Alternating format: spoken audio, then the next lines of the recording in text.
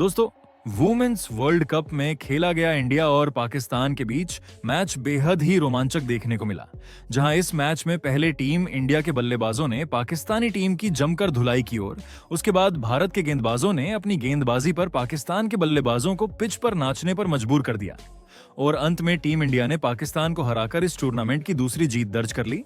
तो ऐसे में आज हम आपको इस वीडियो में बताएंगे इंडिया वुमेन्स और पाकिस्तान वुमेन्स के बीच खेले गए इस रोमांचक मैच का पूरा हाइलाइट्स। तो ऐसे में आप इस वीडियो को अंत तक जरूर देखिएगा और अगर आप भी टीम इंडिया के फैन हैं तो इस वीडियो को एक लाइक जरूर कर लीजिएगा। इस वीडियो का लाइक टारगेट 1000 लाइक्स का है। दोस्तों, आज का दिन महिला क्रिकेट के इतिहास में एक और यादगार मुकाबले के नाम रहा, जब श्रीलंका के खूबसूरत मैदान कोलंबो में भारत और पाकिस्तान की महिला टीमें आमने सामने उतरी। जी हां, ये था महिला विश्व कप 2025 का हाई वोल्टेज मैच, जहां हर चौका, हर विकेट और हर शॉट में जोश और जुनून की झलक साफ दिखाई दे रही थी। भारत का ये इस टूर्नामेंट का दूसरा मैच था और टीम इंडिया का इरादा साफ था, जीत के साथ सेमीफाइनल की राह पक्की करना। दोस्तों, मैच की शुरुआत हुई टॉस से और किस्मत इस बार पाकिस्तान के साथ रही। पाकिस्तान की कप्तान ने टॉस जीतकर पहले गेंदबाजी करने का फैसला किया। उन्हें लगा कि सुबह के सत्र में पिच पर हल्की नमी रहेगी और उनके गेंदबाज स्विंग और सीम मूवमेंट से भारतीय बल्लेबाजों को परेशान कर सकेंगे। जिसके बाद टीम इंडिया की तरफ से ओपनिंग करने मैदान में उतरी प्रतीका रावल और स्मृति मंधाना। दोनों के कदमों में आत्मविश्वास और आंखों में सिर्फ जीत का सपना था। पहले ओवर की पहली गेंद से ही दोनों का इरादा साफ दिख गया। वो खेलने नहीं, हावी होने आई थी।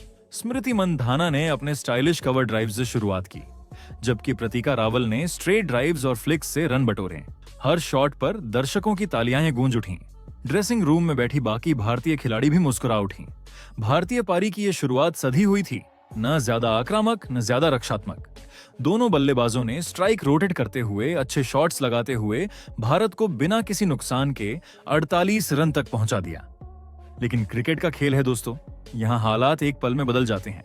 जैसे ही भारतीय फैंस थोड़े रिलैक्स हुए, वैसे ही पाकिस्तान की कप्तान ने अपने अनुभव का इस्तेमाल करते हुए एक शानदार इनस्विंगर फेंकी और स्मृति मंधाना को एलबीडब्ल्यू आउट कर दिया।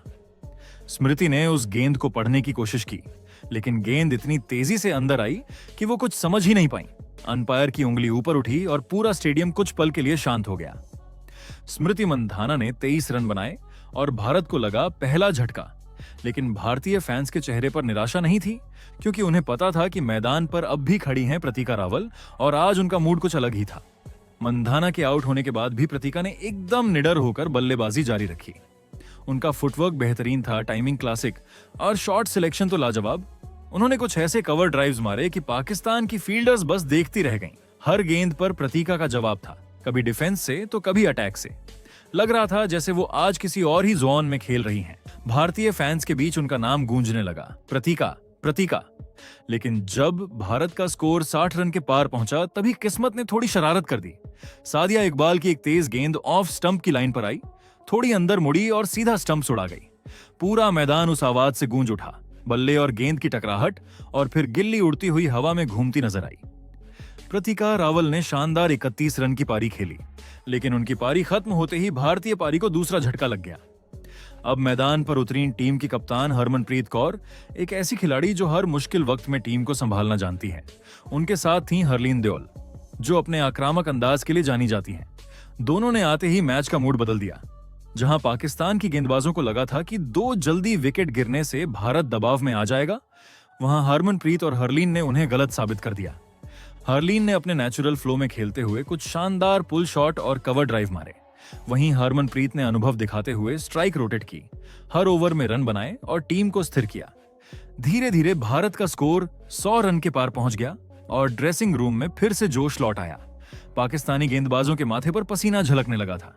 लेकिन जैसे ही सब कुछ कंट्रोल में लग रहा था, एक बार फिर भारत को झटका लगा। जब स्कोर 106 रन था, तभी हरमनप्रीत कौर एक फ्लिक शॉट लगाने के चक्कर में सीधे मिड विकेट पर कैच दे बैठी। उन्होंने 19 रन बनाए और पाकिस्तान को तीसरी सफलता मिल गई।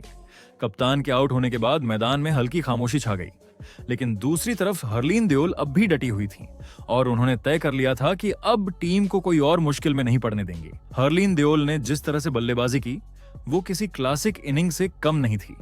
उन्होंने गेंदबाजों के मूवमेंट को बारीकी से पढ़ा और अपने शॉट्स को उसी हिसाब से चुना। उनके बल्ले से जब कवर ड्राइव निकलता तो गेंद जमीन पर तीर की तरह दौड़ती। उनके शॉट्स में वो आत्मविश्वास दिख रहा था जो हर बड़ी बल्लेबाज में होता है। उनका साथ दे रही थी जेमिमा रोड्रिग्स, एक ऐसी बल्लेबाज जो टाइमिंग की क्वीन मानी जाती है। दोनों ने मिलकर भारत की पारी को फिर से संभाला और धीरे धीरे स्कोर 150 रन के पार पहुंचा दिया। लेकिन जब सब कुछ बढ़िया लग रहा था तभी मैच में फिर से ट्विस्ट आया।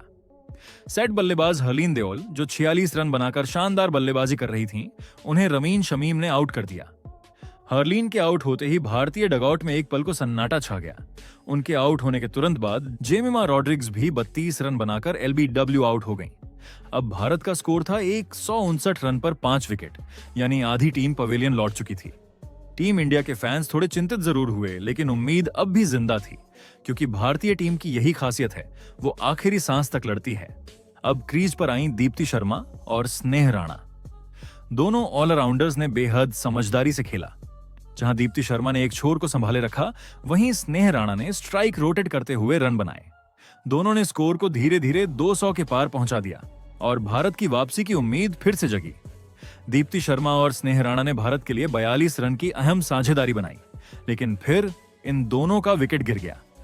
जहां दीप्ति शर्मा ने भारत की टीम के लिए 25 रन बनाए और स्नेह राणा ने 20 रन का योगदान दिया। बता दें कि दीप्ति शर्मा को डायना बैग ने आउट किया, वही स्नेह राणा को फातिमा सना ने आउट किया। दोनों के आउट होने के बाद ऐसा लगा कि भारत शायद 230 तक ही पहुंचेगा, लेकिन फिर मैदान पर आई टीम की फिनिशर ऋचा घोष। ऋचा घोष ने आते ही पाकिस्तान की गेंदबाजी पर हमला बोल दिया। उनकी बैट से जैसे आग बरसने लगी।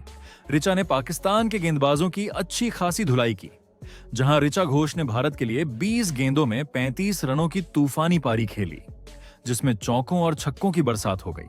उन्होंने पाकिस्तान के तेज गेंदबाजों को बखूबी निशाना बनाया और आखिरी के ओवर्स में रन रेट को ऊपर खींच लिया। हर चौका, हर छक्का भारतीय फैंस के दिलों में बिजली की तरह उतर रहा था। ऋचा घोष की इस शानदार पारी की वजह से भारत का स्कोर 250 के बेहद करीब पहुंच गया। लेकिन दूसरी ओर से ऋचा घोष को किसी का साथ नहीं मिला। जी हां, भारत का लोअर ऑर्डर का कोई भी बल्लेबाज ऋचा का साथ नहीं दे पाया और एक के बाद एक सब पवेलियन लौट गई, जिसके वजह से भारत का स्कोर 250 के पार नहीं गया और टीम इंडिया आखिरकार 247 के स्कोर पर ऑल आउट हो गई।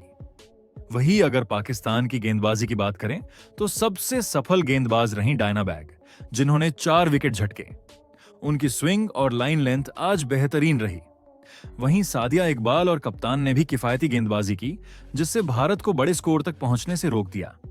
हालांकि स्कोर बोर्ड पर 247 रन भले ही बहुत बड़ा ना लगे, लेकिन श्रीलंका की धीमी पिच और टर्न लेने वाले हालात को देखते हुए यह स्कोर बहुत कॉम्पिटिटिव माना जा रहा था। दोस्तों, अब बारी थी पाकिस्तान की पारी की, भारत द्वारा दिए गए 248 रनों के लक्ष्य का पीछा करने की। पाकिस्तान की ओर से ओपनिंग करने उतरी मुनीबा अली और सदफ शमास। लेकिन पाकिस्तान की टीम की शुरुआत बेहद खराब रही, क्योंकि सिर्फ 6 रन के स्कोर पर ही पाकिस्तान को पहला झटका लग गया, और वो भी रनआउट के रूप में।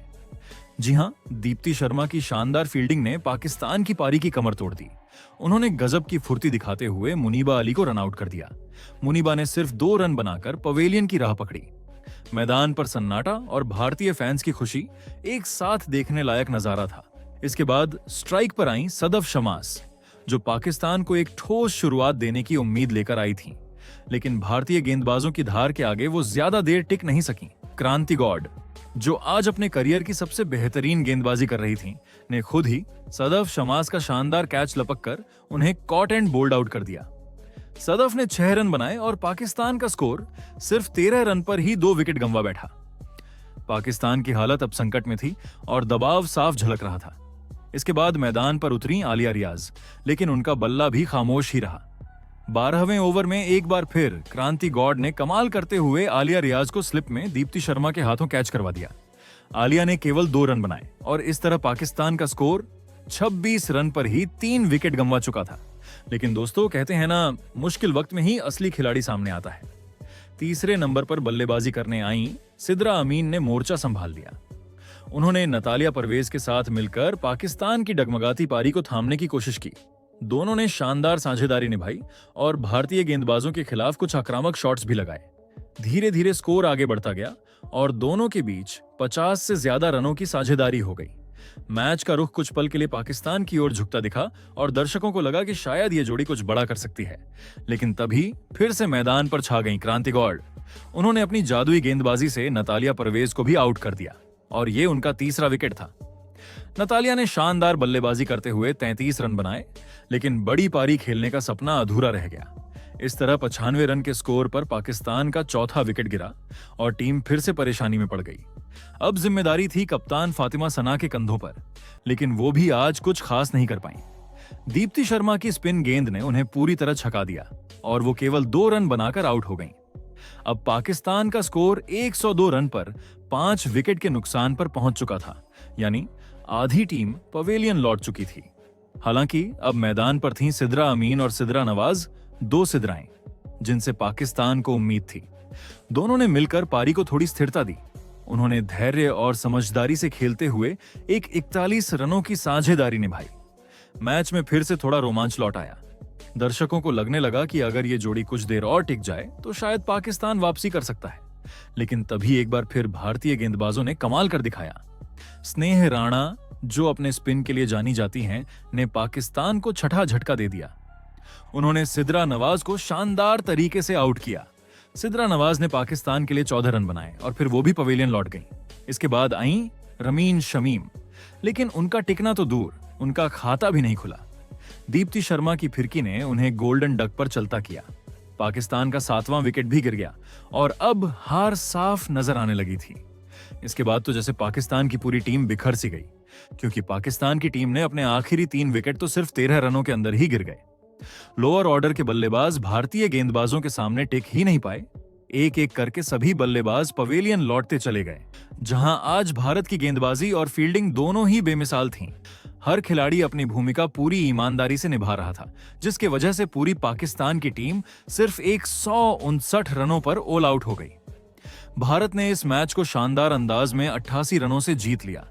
भारत की ये इस टूर्नामेंट की लगातार दूसरी जीत है। पाकिस्तान के लिए सिर्फ सिद्रा अमीन ने जुझारू बल्लेबाजी की और अकेले संघर्ष करती रहीं। उन्होंने 81 रनों की लाजवाब पारी खेली, लेकिन उन्हें किसी साथी बल्लेबाज का साथ नहीं मिला। उनकी मेहनत व्यर्थ चली गई, क्योंकि बाकी टीम उनके आसपास ढह गई। भारतीय खिलाड़ियों ने हर विभाग में पाकिस्तान को पछाड़ दिया, चाहे वो बल्लेबाजी हो, गेंदबाजी या फील्डिंग। दीप्ति शर्मा ने अपने अनुभव और सटीक लाइन लेंथ से 3 महत्वपूर्ण विकेट झटके। वहीं क्रांति गौड़ ने अपने शानदार स्पेल में 3 विकेट लेकर पाकिस्तान के टॉप ऑर्डर को तबाह कर दिया। स्नेह राणा ने भी 2 विकेट लेकर अपनी गेंदबाजी से पाकिस्तान की उम्मीदों पर पानी फेर दिया। मैच के अंत में भारतीय खिलाड़ी झूम उठे। स्टेडियम भारत माता की जय और इंडिया इंडिया के नारों से गूंज उठा। टीम इंडिया ने इस टूर्नामेंट में अपनी लगातार दूसरी जीत दर्ज कर ली और एक बार फिर यह साबित कर दिया कि वो किसी भी परिस्थिति में मैच जीतना जानती है। दीप्ति शर्मा के ऑलराउंड प्रदर्शन और क्रांति गौड़ की घातक गेंदबाजी ने पाकिस्तान को घुटनों पर ला दिया। तो दोस्तों, आपके हिसाब से टीम इंडिया की इस शानदार जीत का हीरो कौन है? आप अपनी राय कमेंट में जरूर बताइएगा।